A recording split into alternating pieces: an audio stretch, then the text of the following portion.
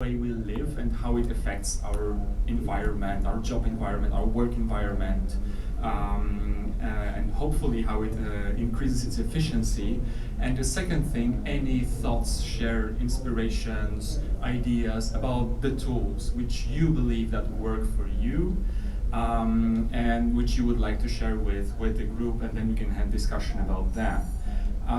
Speaking about the first thing, I keep struggling with the notion of distraction. I mean, mobile meaning distraction versus efficiency. Because in my case, it is very often a distraction whenever I try to work in a mobile environment using my mobile devices. I'm struggling with the distraction thing. So maybe you have any good practices or thoughts how to avoid it and how it impacts actually the efficiency of our work. Sure. Maybe I was just close to you, so that's why I just tried to answer that. I was trying to say something else, but first of all, there is a technique, Pomodoro, if you know about them. They also have very good applications. Pomodoro is basically a technique for working and at the same time for studying. That with this application, it allows you to work in a specific programs and in a specific environment and totally abandon you to doing anything else for 15 minutes. So you basically have 15 minutes of no YouTube, no Facebook, no Twitter, and then it gives you 5 minutes of break. And there is, if you install the software, the only way to go to YouTube or Facebook is just to disable it and uninstall it. So I think that would be maybe a good option for you if you're really looking for somehow work with the mobile and have no distraction. So it works with 15 minutes, 5 minutes, 15 minutes, 5 minutes, 15 minutes, and then 20 minutes of break. So you have to be very restricted about using Pomodoro. But Pomodoro and GTD, Get Things Done, are basically two very good tools that I totally agree. If somebody wants to really work with mobile technology, that's one of those things that they have to be also restricted about where they're really working, and then the times that it's going to be basically a break between them. Thank you. Anybody else? In terms of little tricks, there's also a do not disturb button on your iPhone, so it will stop it for a while. I think that having a break is actually quite good. It's quite good to be distracted. I think what Pomodoro does is it says you can't concentrate straight for 8 hours because otherwise you won't do good work. Having a break is really important for creativity and for the brain and for healthy work. But I forgot my first point. I forgot the main point after going on a random adventure. No, it won't come back. Can we open another subject? Sure, you can jump in and redirect. Focus. See? Ironically enough, it was focus. And one of the tricks, because what we're in is in a world where we have to stay on top of so many different tools, right? Twitter, Instagram, Facebook, Pinterest, whatever. And it's very easy to be distracted by having too many things. So focus on the tools that you both want to do and do those ones really well. So if you're into if you're a GitHub person because you're about grooming your network to get a better set of developers around your code, work on that. If you want to ensure that people follow your Facebook page, work on that best.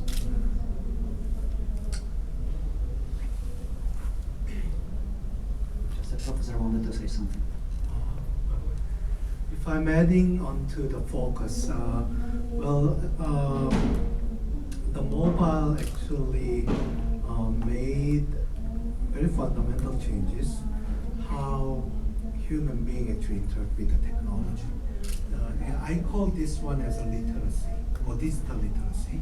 So the new meaning of the digital literacy is, my distance to the digital become very short, in terms of time, in terms of information. But the technology become very close, but ourselves are not ready for some time now how to manage it. So there's some really, I think these are not just only discussion about what is efficiency, but there's research, full spectrum of the research that need to be done since the technology has been too close to us, and also the education part. And I believe digital literacy should be part of this, citizen education in the public spaces. So not only just you give a teaching to how to cross the road, how to you see the lights. You have to learn how to be good in the internet, how to be good on the mobile, right, or SNS. So that actually gives a little message. And so I would say like another focal point or the focus for the individual is they look not only themselves and then look others. So like make the people be away from only this one and then look others. That's my. Thank you. So all of this actually made me think of a question that I ran into myself not too long ago. I went to a conference, somewhere else, and I was going to be there, away from home for a couple of days, and I forgot my phone charger. I ended up just not seeking another charger because I realized how long had it been since I had gone for 3 days without a phone in my pocket. So it's the same question to everyone in this room, as far as our relationship to mobile technology. How frequently are we stepping away from it for a period of several days? It felt fantastic to not be able to be contactable for that period of a few days. So I wonder if anyone else has had that experience in recent history of being offline for a while and what that feels like. How many minutes is being offline? At least one day. It's happening usually when I come to Warsaw because I'm from Ukraine and before I don't buy a mobile operator here, I always was without Wi-Fi and without mobile network. So it's very good. And 2 days it's enough, but more than 2 days you feel uncomfortable because you're losing information and you do not talk. And plus one more point, a lot of people focus only on mobile just like a smartphone. But to be honest, we have more another devices which could be used to provide information, like watches, like self-identified, etc. And if you, for example, develop some applications, some solutions, just build it using and thinking about another devices that could be used. This is very important because this is the future. For example, our parking key is not just mobile; it's integrating with the cars, with some IT technologies, etc. And all those things should be the same. And plus, you will be able to provide more specific information for people. It will be useful. Thank you. So I just wanted to mention, I don't like to say about distraction as far as the mobile phone, for example, is concerned. I had a chance after the study in Seoul National University to become a new technology manager in Samsung Electronic Research and Development Center, and I made something like over 100 projects, for the mobile phones. I don't know if you are familiar what we are doing here as a Samsung company. We had 3 items: mobile phone, actually smartphone. Over that we had kind of smart TV. It is the second product, and STB. In this room, I don't have to. Okay, this is set-up boxes. There's something between dish and the TV. So this 100 projects, showed that mobile phone is not particularly for the talking, because we made this project. For example, we made kind of Gabini. If maybe you are familiar, Gabini has a kind of micro projector, and this phone is similar to mine one, and you can just make a PowerPoint presentation. So this is very big profit, from mobile. So mobile projector, right? And you can also, we have been working for this to put your telephone, to press to your right hand, you will see the pressure of your blood. So this kind of things. So I strictly recommend, to talk about the development as far as this mobile phone is concerned. And numerous other projects, but it would take all day for my talking, so I don't like to disturb your time. Go ahead.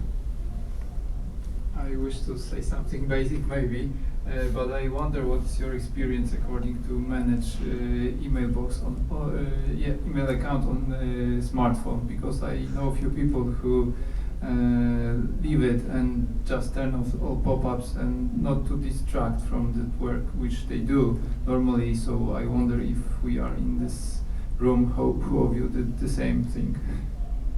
Because for me personally it will be hard probably. The problem is that we should make in the mobile application more flexibility to not only to the younger generation, but even in the old generation, because they need to use because they need to declare their taxes. They need to declare many applications by this kind of technology.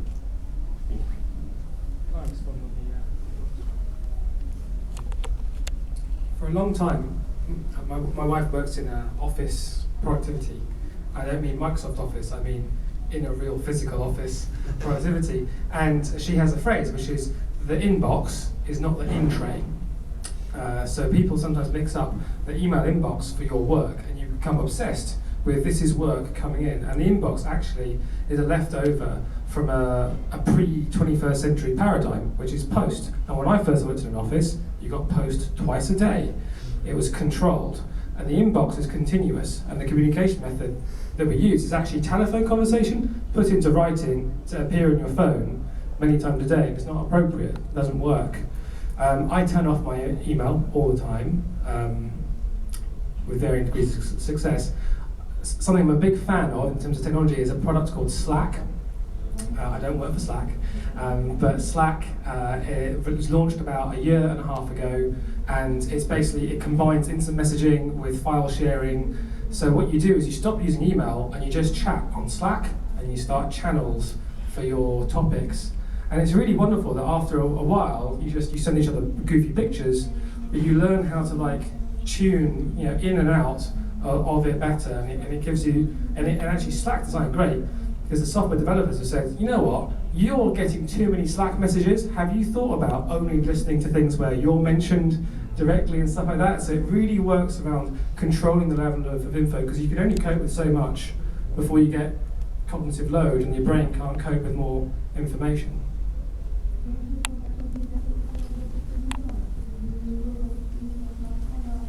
We used to work with Slack, and then we went to Trello. I was a big fan of that Slack, but the most important thing with Slack is try to make it based on the different projects that you have. And that's one of the places that Trello is coming. And again, to agree with you, first it's if then that basically with this website you can easily try to calculate the emails that you already know what to do. It's a regular emails. So you basically say, if there was these sentences, then send that. And then basically you take care of all the routines, put that aside, and on the other side, if you're a part of any projects or if you're a part of anything that you already know, it's gonna be a normal conversation beside dear sir, kind regards, and then going through, bringing it back to the same CRM and so on and so forth that everybody know. With Trello, you basically have one project, fundraising for project X. What you have is you have a list of this project, then you have one card, just going to networking in Sector 3.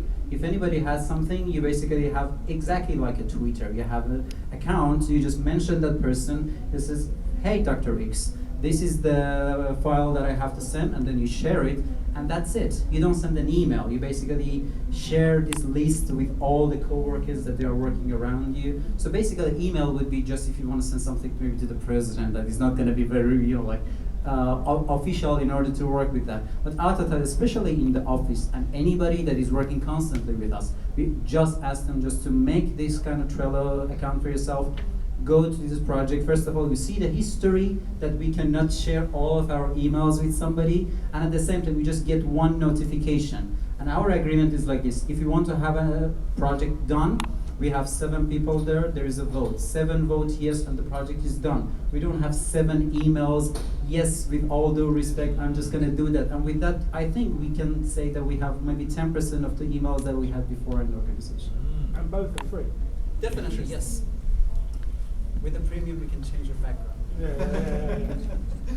We are trying to use Trello in our organization as well, but it's really hard to how long it takes you to gather people from emails to Trello, to use the Trello really effectively, not just to read the notes, but also write and be active on Trello. And you said that you moved from Slack to Trello, am I right? Okay, so there is not necessary to use both channels, let's Not say. at all. Not Okay. at all. I think it's.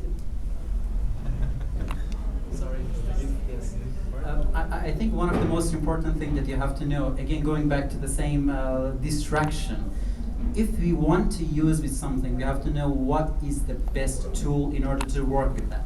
So if you want to say, let's work with Yummy, Microsoft, and work with Slack, and let's work with Zendesk, and let's work with Trello. Yes, just if you're a developer, I will definitely encourage you to do that. But trust me, if you want to work at least for the past 1 year, like till now, I couldn't find anything better than that. And that's the most important thing. If we were thinking that this project or this software is going to just help us in half of the way, we would definitely forget about that. Again, I go back to the speech of professor that mentioned about being more human. If you take a look at the mails and then going to emails, it's not very easy. Now we are contacting each other, we are talking, I'm addressing your name, and then you come back to me and answer. I think this is more human, and that's the way that you have it in Trello. Hey, Mr. X, this is the file for you. Under that, then you see another person just mentioning you, say, thank you, I saw that, because the file is already shared in the same list. So I think even some people, when they work with Trello for a few days, they have to come back and learn how to work with email. Because it's much more, it makes more sense for me rather than working even with something like that. And it's more humanistic, and people would contract with that much easier. Okay, yes, there is some comments about the Trello, and it's not the same. So I worked on different companies and projects, and I worked with Trello, Basecamp, Jira, and a few more tracking systems. And they are focused on they're solving some issues, but they're not universal. Because Trello have a lot of issues because you don't have security and integrate a lot of boards and etc. So how to save, not to share information to all people. So it's different things. And plus this is only for Kanban system. You could create some agile projects, etc. And additional things. Plus, but I agree with you that it's better to go out from emails and go to task system, assign some task. It's more easier. People just more efficient to perform it, because if you have a mail, you can really skip it. If you have a task, you should make some action on it, and you always have the status. So if you go, so it's very good if you go out of emails, because in our company, one of my projects, I ask people not to send emails, really not to send, just using some communicators fast like Skype or Viber, and assign usually tasks. For example, Hi-Rise, if you know this system, it's very good because you always have some contacts, for example, and assign some task what should be done, and track all information like for email, some conversations, some notes, and summary like this. But if you have some email system, they need something to be integrated with some task. But not Google and some Microsoft, they don't have fully the whole functionality that should be done. So this is a problem. So you need to use several tools. Thank you.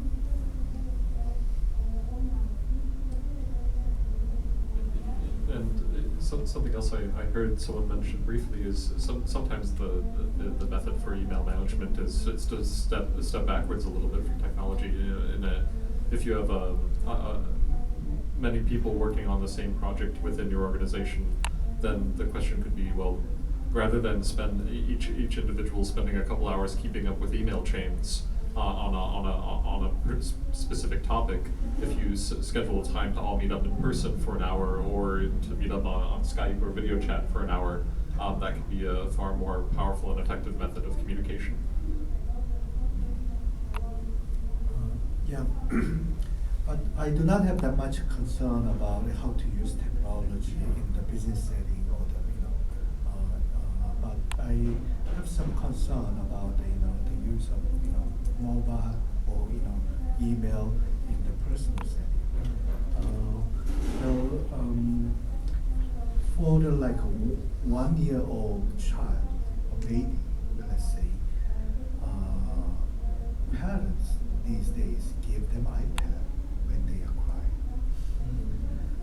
immediately those gives to the children some focus and giving them some solution they can be out of that crying to the some focus and having evidence. Sometimes that is good, but sometimes that creates you are depending on something. There's no way you can manage by yourself. There's no way you can look yourself as a self. Oh, I'm crying because I have some problem. I mean, that reminds me, we experience a little bit of addiction about the media. We feel a little bit different, when I left something, right? So that is, but for those kids, who raised from that environment, when you are given with this iPad, when you have power, maybe when they lost, they lose some ego or whatever is part of themselves. That creates a lot of problem. We cannot imagine what it will be the solution, but or the result out of it. But we have to be aware about it. I see technology communication as a sort of like nowadays it's a language. So that reminds me, like I believe Poland or Polish society is like 90% Catholic. That's what I heard. Well, I think probably some of you probably then know like time of silence, where people not to talk. But there's virtue out of it that let you think or looking backwards. And media some distraction actually make us to be too much dependent, led by them. But actually the life should be led by people, or from the inner self. I often find myself, I check the email too much, my mind become busy. That means I got a lot of reasons that actuated me and then to do something. And my free time reduces if I focus more on some of the information that is given. But then the result is my life driven by me